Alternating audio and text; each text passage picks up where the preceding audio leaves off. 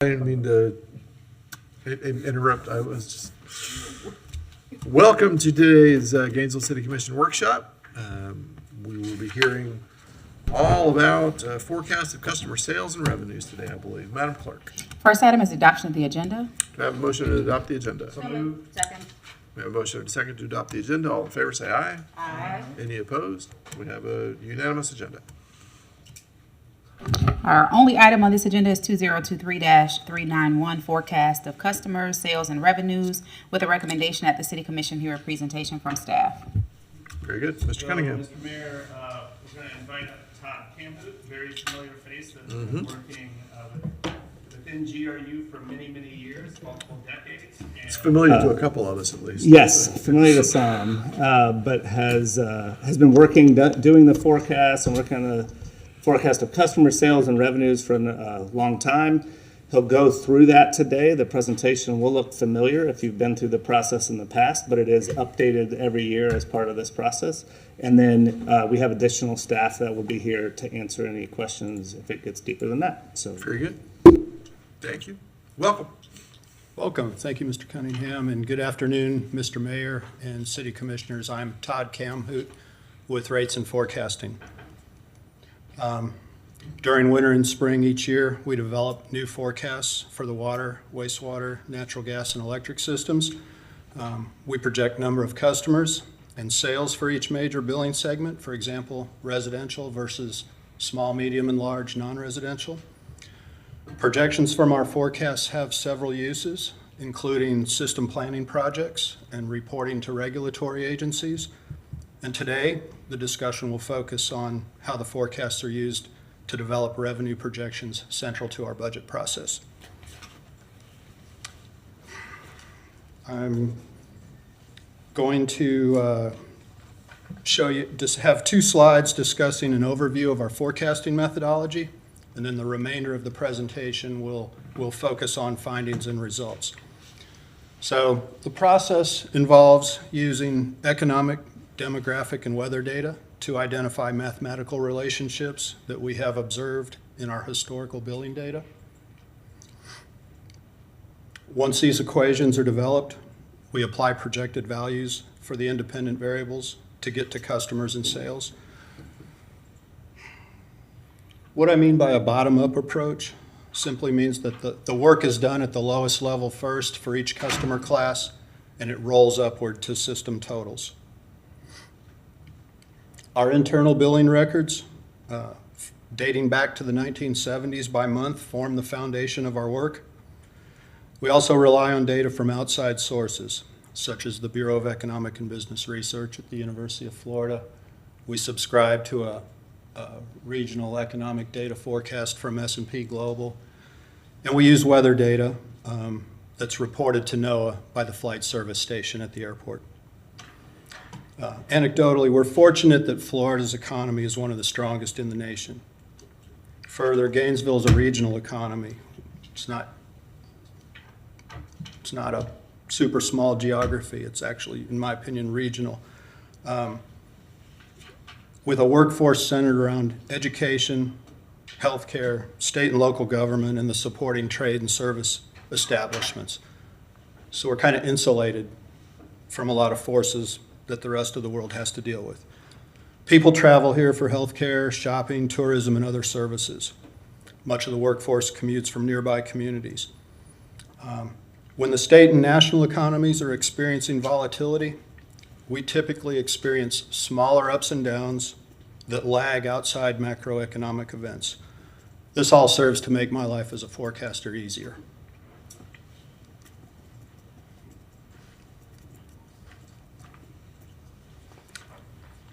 This is one example of an econometric equation, and all of our forecasts for each system originate using a similar process. This equation was used to project residential water sales per customer. It follows the classic y equals mx plus b form, where sales is the dependent or y variable that we're trying to predict.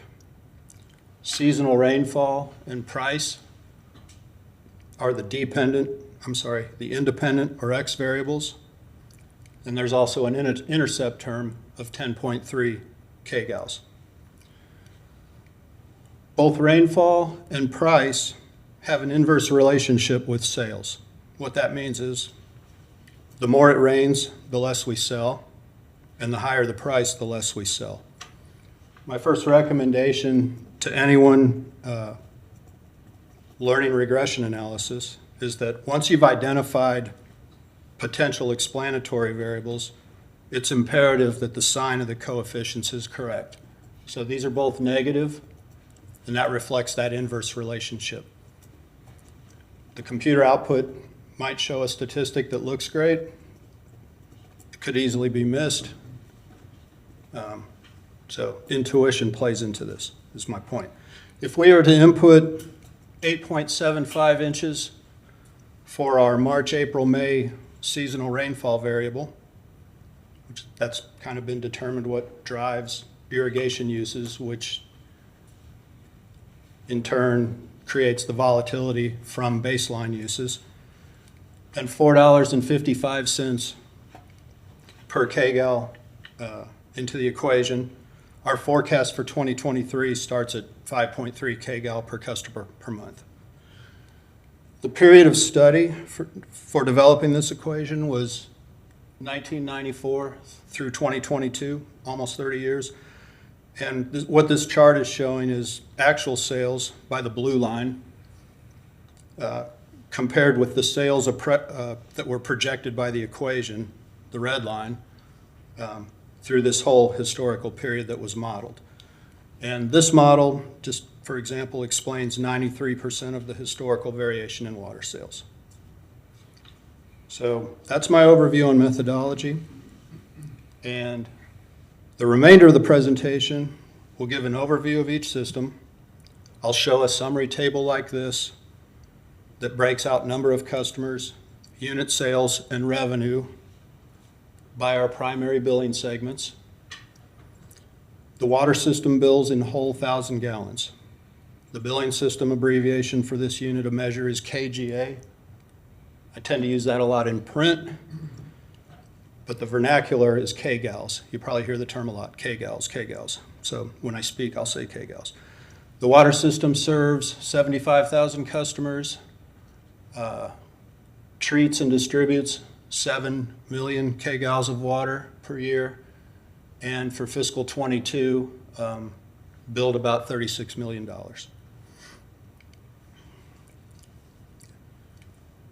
There'll be a table like this for each system. So just a little more explanation here. This, what this thing is telling us, 87% of these total customers come from this one customer class, residential domestic. That's your typical residential household with one water meter, the water that serves inside the home. Those customers used 46% of the total sales that were billed during fiscal 22, and they were billed for 55% of the total system revenue. This chart shows water sales per customer over the past 20 years in our 20-year forecast. It's for the residential piece, which is the squares that are blue, and they're measured against the left y-axis. That's the same variable that I used as my example for the econometric equation.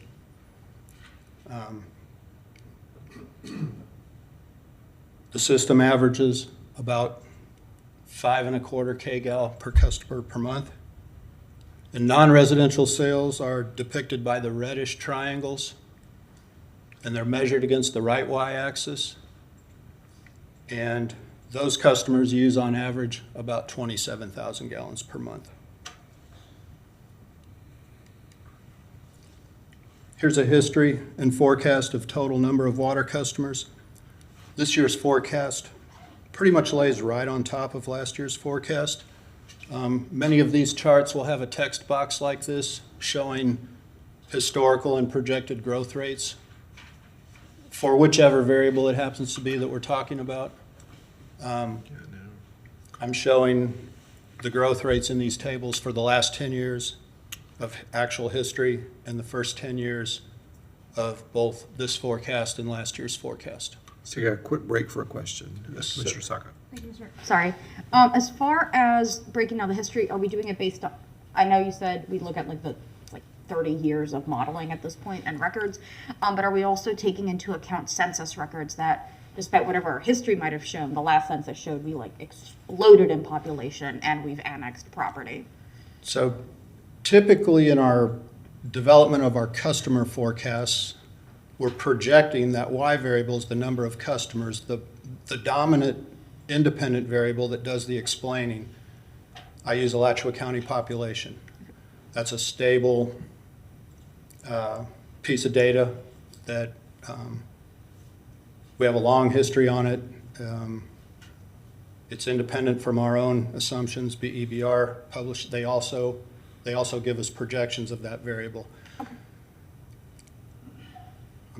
I may be misinterpreting your question. I do not include projected annexations. And I would say, kind of also keep in mind that our service territory is both inside and outside. So have I missed something? I'm sorry if I... No, it was more the consideration, are we taking into account any of those annexations? You're not. Are we taking into account any future growth? Like if, I'm thinking Weyerhaeuser, so it's not going to be put in here as many units as that could bring in. So I think the answer to my question was no, but it seemed steady growth compared to that last census that we had that showed a rather sharp incline.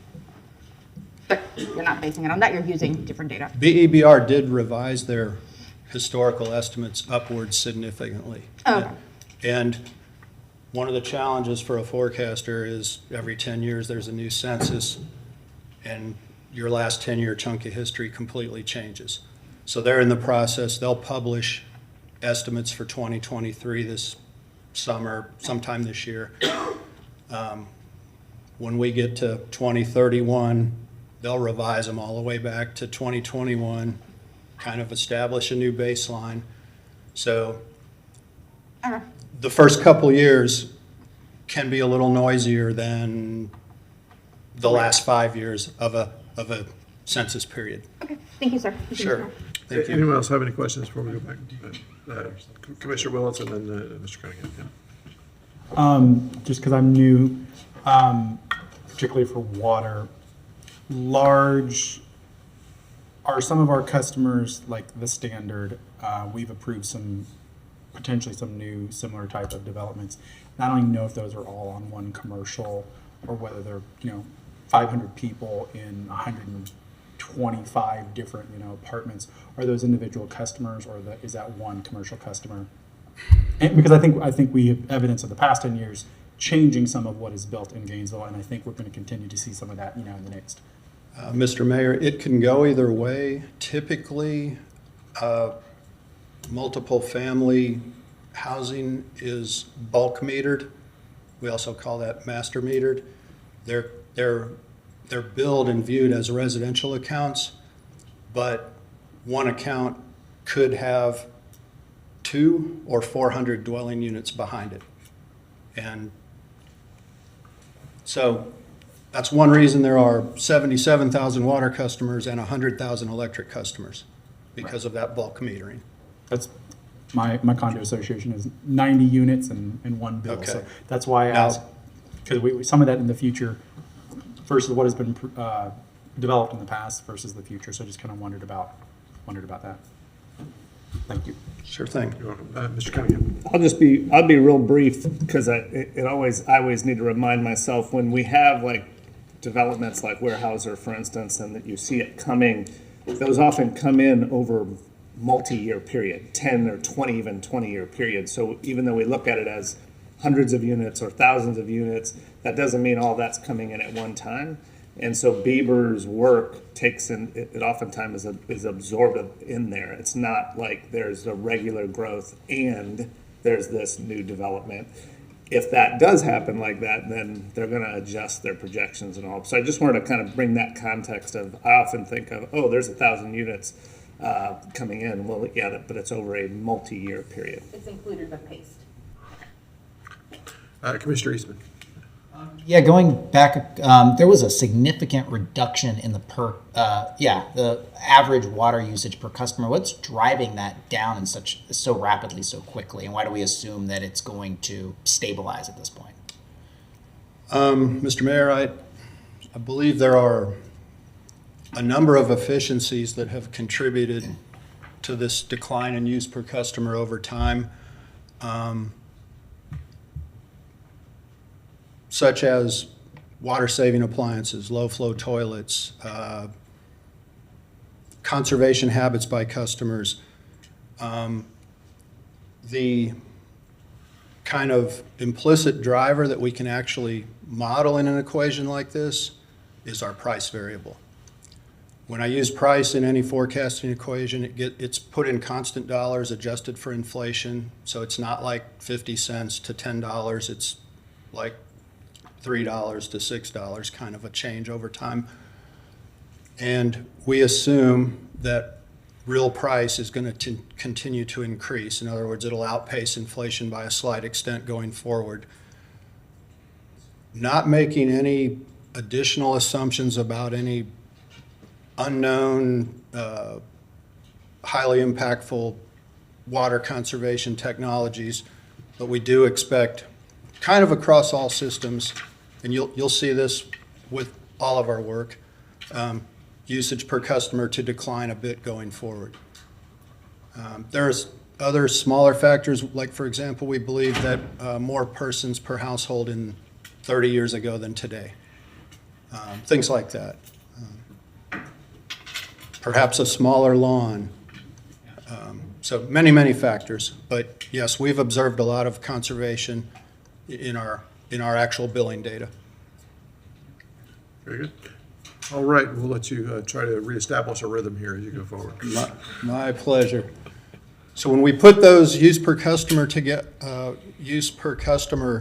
figures together with number of customers, we get total sales for the system.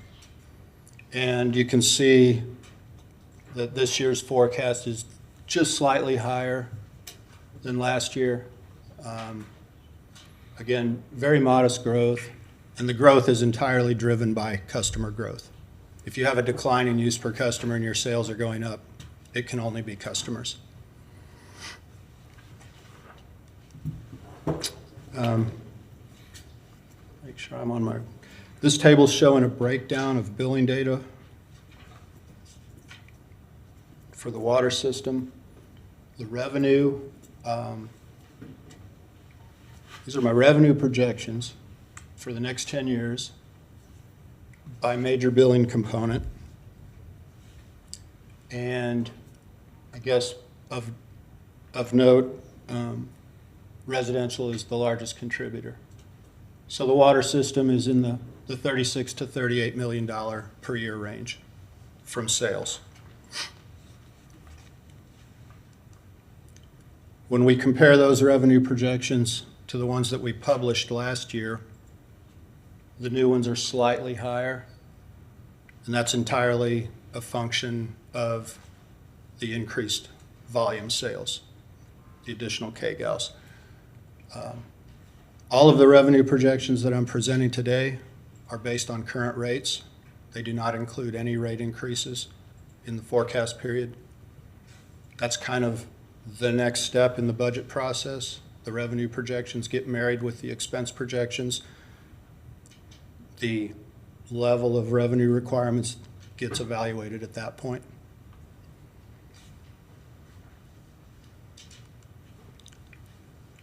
So now I'm moving into the wastewater system. And again, this table is showing a breakdown of the data by primary billing segment. Like water, wastewater bills in whole 1,000 gallons. The wastewater system serves about 67,000 customers.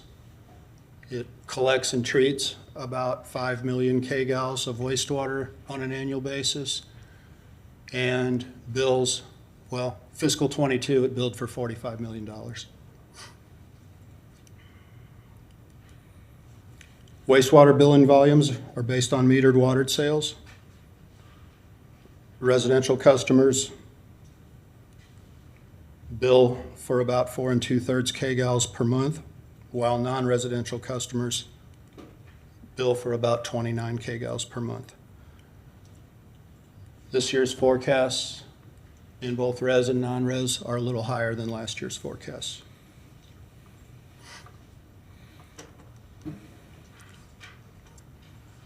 The forecast of number of wastewater customers is nearly identical to the forecast we used last year.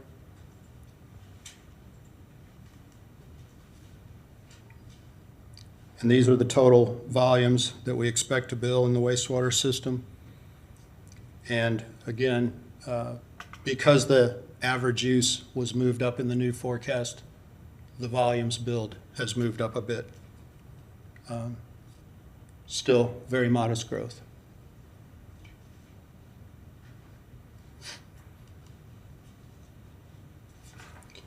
The wastewater system is projected to bill $48 to $50 million per year over the next 10 years. Revenues from residential customers make up about 2/3 of the total for the system. Wastewater revenues in this budget forecast, and I should have probably pointed out during water, but this budget means 2024, and it's in blue on the left. Last budget was 2023, it's on the right in red. These are about 9% higher than what we showed you last year. The new projections, 5% of that difference is accounted for by a base rate increase that went in effect in October, and the remainder is comprised of the additional volume sale we expect to get billed.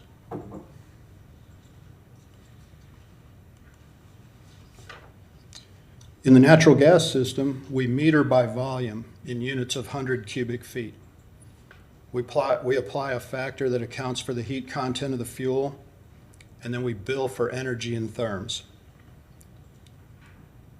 1 therm represents 100,000 British thermal units.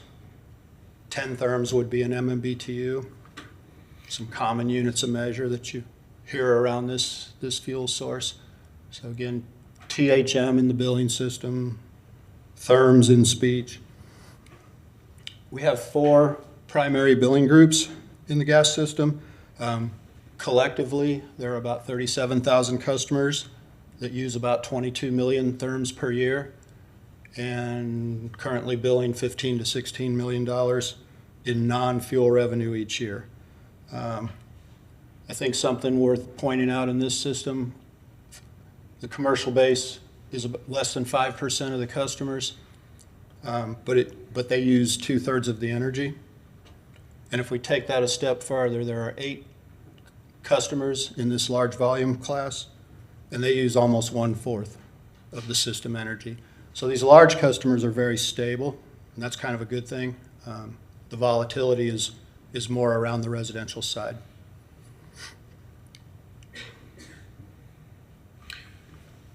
Could Yes, you sir. just give us a quick overview of who the large customers are? Sure. So I'll say there are 8. The VA Hospital, North Florida Regional, UF Vet Med, UF Cancer Center, Waste Management, refueling their trucks. That's probably the largest. There's a company called Preferred Materials. I believe they're in the asphalt business. VE Whitehurst, also kind of an asphalt function. And I think Cyvance. I don't know if I left anybody out, but That gives us a good overview, so, yeah. So the new UF hospitals, they're on chilled water and steam. They're not direct natural gas customers. When I say the Vet Med and the Cancer Center, those are separate facilities at UF. Thank you. So residential customers use about 18 therms per month, but usage in this system is highly seasonal, and figures like 60 therms in January and 5 therms in July are very common in the residential sector. You know, it's all about how cold's the winter. When the small, medium, and large commercial customers are blended together, non-residential's in the 450 therm per month range.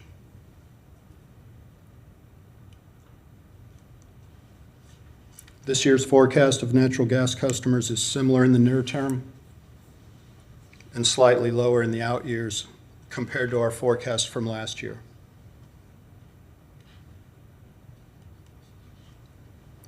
Total sales in the gas system are projected to be slightly higher than last year, and that's a function of residential average having moved up a little bit. Overall, sales growth for the system, however, is projected to be very modest. This is probably the flattest growing system of any we have. In part, I would say that's due to the stability of those large customers we just spoke about, but also there are end uses, mainly in the residential sector, like tankless water heaters and electric heat pumps that are kind of chipping away at potential sales growth in this system. Natural gas can be viewed as an optional utility service that customers have to be willing to pay a premium for during construction. And 37,000 customers, it's also kind of a single-family game, more so than a multifamily. It's not precluded, it's just the way it commonly falls out. Annual non-fuel revenues in the gas system are about $16 million. This split is not as pronounced as in the water and wastewater systems, but the majority of the non-fuel revenue does still come from the residential sector. The slightly higher sales, shown a couple slides ago, translate to the small increase in revenue over last year's projections. There's not been a rate increase in this system since October 2019.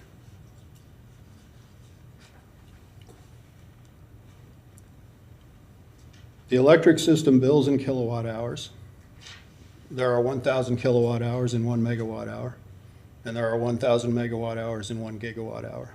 Those are the most common units of measure in the world of electric energy billing. This system serves about 102,000 customers. It delivers 1,800 gigawatt hours of energy annually. The $190 million in revenue that was billed last year comes directly from the billing system. It's not audited. And it does not include fuel or taxes, but it does include surcharge.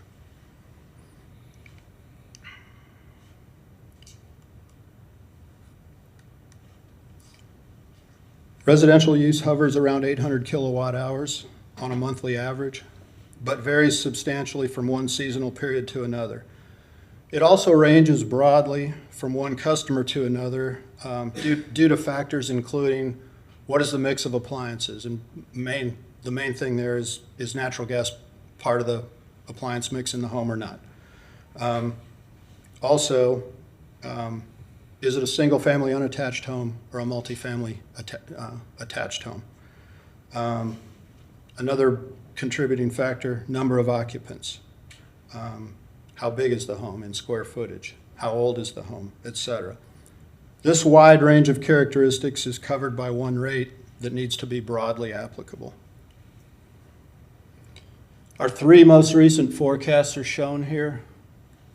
Most of the previous charts I only showed you last year, and this year I'm bringing in one extra for the electric system and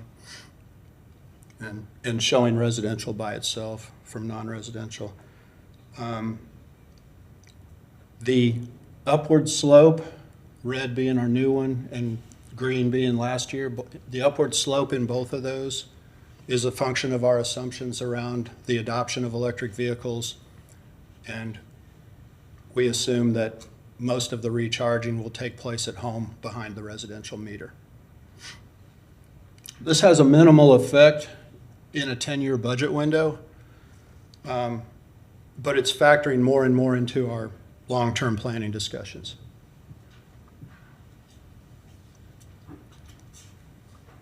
Use per customer by our non-residential customers is projected to be relatively flat over the long term.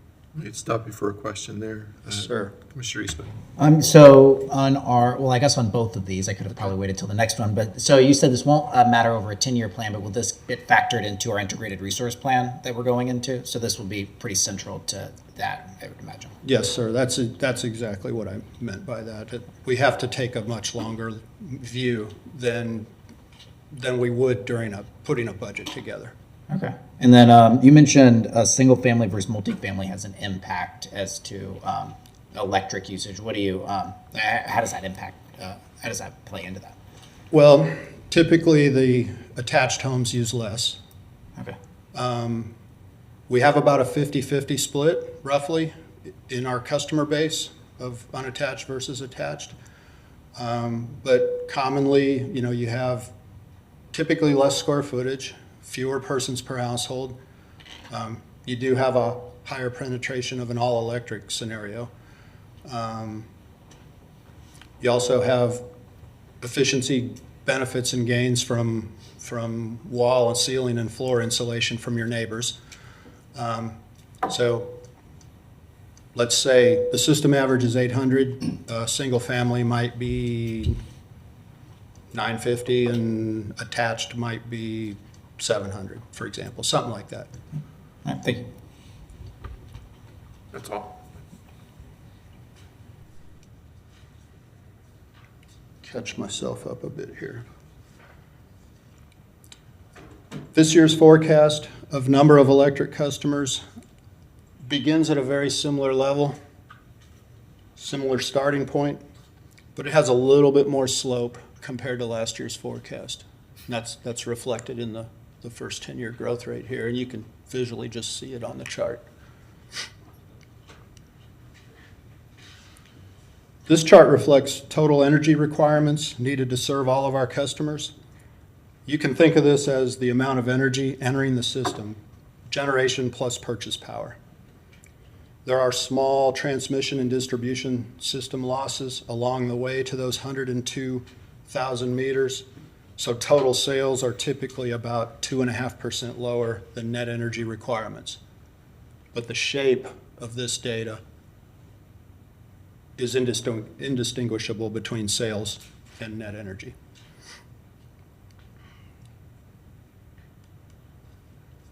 Annual non-fuel revenues are approaching $200 million in the electric system. Unique to this system, non-residential revenues make up the largest share of the total. There was a 3% base rate increase last October that wasn't part of last year's revenue projections. Otherwise, our new ones would be slightly lower based on the energy sales from a couple slides ago that were slightly lower than last year. When you put all four systems together on one chart, this is what our budget year 2024 revenue forecast looks like in terms of how much revenue comes from each system. The organic growth over 10 years, driven almost exclusively by customer growth, is about 0.5% per year.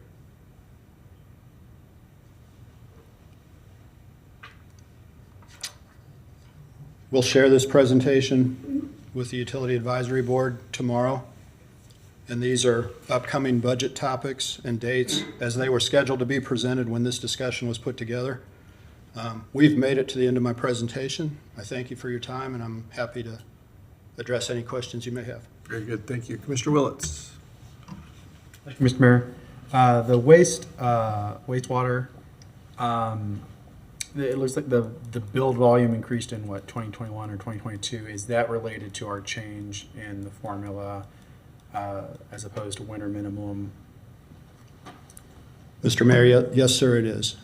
When we modified our rate structure, previously we billed non-residential for 95% of metered water. Now it's 100, and the winter max for residential was replaced by billed water revenue with a cap of 12 kgal.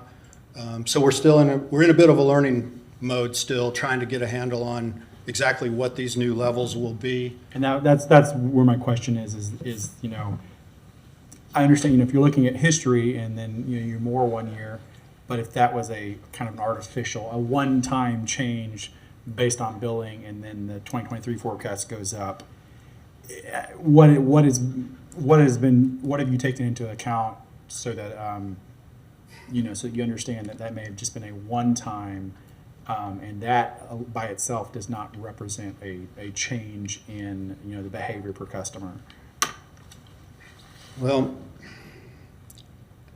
Mr. Mayor, if it helps, I would submit that these slopes in use per customer going forward are pretty similar, and just the nominal level is slightly higher to account for the structure change. We have, Thank you. This one looks better. The other one, I think I'm not confused. We The have other 1 graph. year of history and this is one of those examples in the forecasting world where you kind of learn as you go, and as we collect more data, hopefully our work will, refine and improve a little bit. But so yes, the volumes did pop up a little bit as a result of that. Okay. And my other question was about the large natural gas customers. Waste management is one of them. Yes, sir. And waste management is is it just the trucks that service ours, or do we have our customers for waste pickup, or is that also for any other cities, Ocala or anything like that? And my question is, if we lost them as our waste provider, our waste utility, and a different utility came in and said, but we don't have natural gas trucks, we have electric, or we have diesel, how would that affect? Their usage is high, the volumes to serve them are large. It would be a notable reduction. I can't give you a figure off the top of my head out of that 22 million a year. I suspect it's at least 1 million, but it's whatever fleet they're operating out of that Bear Archery Road facility. So that serves unincorporated area as well. In addition to just city of Gainesville, to my knowledge, they're not going out of county. Okay. All right. Thank you, Mr. Mayor. Thank you. Okay, I don't see any other lights. Any other questions? I think you're off the hook. Thank you for Thank you. The always interesting. Did you have some sort of? Oh, okay. Okay, all right. Thank you. Mr. Mayor, can I just Yeah. just to kind of reiterate what Mr. Camhoot said, which is we have future budget calendar meetings coming up. On the 15th will be our next one. As you can tell today, there's no action to be taken. This is more just providing information. And we'll be coming back on the 15th with some of the cost reductions that we're putting in place because of the plan we have forward on our debt reduction. So that's the Very next good. budget meeting. Okay. Thank you so much. It's always interesting, and as you can see, we had some folks with real questions today. So I know it's helpful to get some back and forth on the presentation. So, You're very welcome, and I appreciate the feedback and interactivity. yeah. All right. Thank you. All right. That's all for that one, Madam Clerk. Oh, I'm sorry. Let's go ahead and take public comment on it, even though we're not taking any action. We have one speaker, Donald Shepard. Come on up, Mr. Shepard.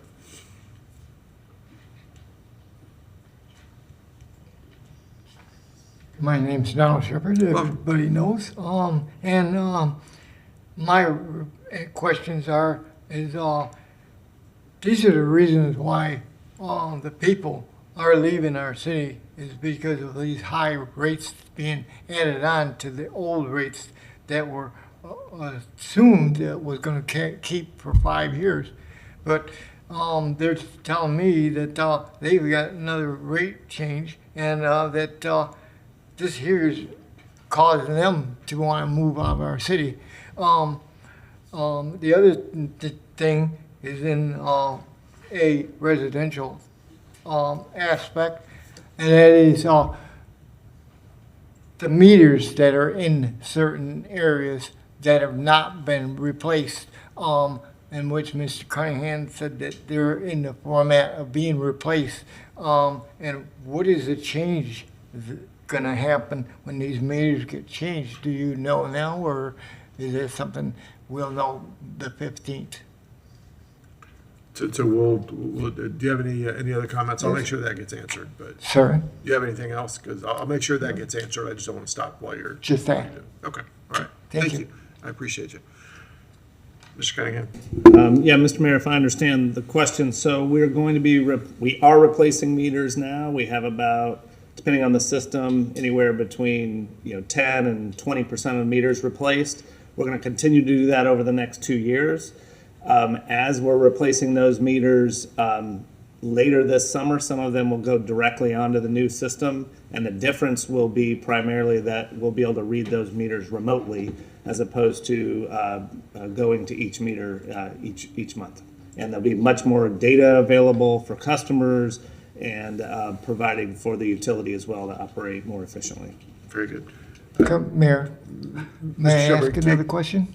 Catch up with him after the meeting. Okay. One-on-one, that'd be best. Okay, thank you. Okay, Commissioner Willets? Thank you, Mr. Mayor. Manager Cunningham, part of the projections forward, if the meters, if the AMI technology allows people to, basically know what they're using and perhaps get more efficient, are we going to be able to tell in like the first year for a big chunk of them and help build that into some of our projections, perhaps not this year, but into the future when we say, oh, we really think that, on this first 30%, and that's what we think is driving perhaps reduced usage in electricity, and then be able to project that for the next 30% of meters and the next 30%. So, Mr. Mayor, I'll answer briefly for Mr. Camhu, but I would say, just like he said earlier, any historic information is used to then forecast going forward, and so I think that information will be utilized as part of the model to determine that future usage. So yeah, we will have a lot more information than we've ever had that could help potentially predict that future use going forward. Thank you. Okay, thank you. All right, that covers it for this topic. Madam Clerk? Our next item is member comment. Very good. And Commissioner Chestnut, you ready? Mr. Shepherd sort of led into what I wanted to ask about, and that was on an update on the implementation of the meter reading program. And are we on target with staff, with people available? We have available people. So, No shortage there, and just sort of an update. Okay. Yeah, so Mr. Merida, thanks for bringing that up. So when we started to make the change in hiring people, we made a pretty drastic change. We worked with HR, and that made a big difference in getting folks in the door and getting them hired. We still have turnover of the meter reader position, but as we're turning that over, we're getting other people coming in behind them. And so we haven't done any mass estimations or anything like that since December of last year. So we've had the number of meter readers able to do that throughout that. What also occurred is we had a backlog then of some of the bills because of some of those estimations. And so we have caught that up. We caught that up to normal levels right before the go live of the CIS system, which was April 3rd. So a couple weeks before that, we had a target of reaching to catch up, and we were able to catch that up. Now, I don't want to leave a false impression. There are always some bills that are what the implausibles, which is what we kind of learned and talked about last year, where we have some of those implausibles every month, but there's sort of a normal level of that, and we're hovering around that normal level of several hundred implausibles that our folks in the billing department look at, figure out why there's something that's a little bit off, contact the customers and resolve that so that accurate bills are always going out. Okay, and I think you were going to, may I continue? You were going to bring in a third party to assist. Do we still have those people operating, or? Yes, so Mr. Mayor, I believe we still do. I'm not 100% sure. I can follow up with the commission, but I believe we still do through June. I think it was a 6-month engagement that started in January, but I will follow up to confirm that for sure. Thank you. You're welcome. So following up on that, I know that there was, I guess, some predictable questions that I heard from some of our meter reading staff about making sure that the outside support for that is not displacing positions. And my understanding is that it's not displacing, it's just in addition to. Okay, okay, very good. Right, and I will tell you that in walking through the Power District buildings, I saw that some of the buildings that are in good condition contain the meters that are waiting to be installed, stacked as tall as me, and you have to squeeze around the room because you can't just walk through. They're stacked to the gills with these meters. And you say that they're probably about 10% of the customer base is installed at this point? So Thereabouts. it depends. So I think we have about 28 to 30,000 meters, but some systems are a little bit more advanced than the others. So yeah, it's somewhere in that 10 to 20%. It's changing every day, so I don't know. Actually, don't know the latest over the last couple of weeks. But again, I could provide an update on both of those topics would be good. and to the commission so that you guys have the latest information. Excellent. All right, thank you. Okay, any other member comment? Okie dokie, we are adjourned, y'all. Thank you.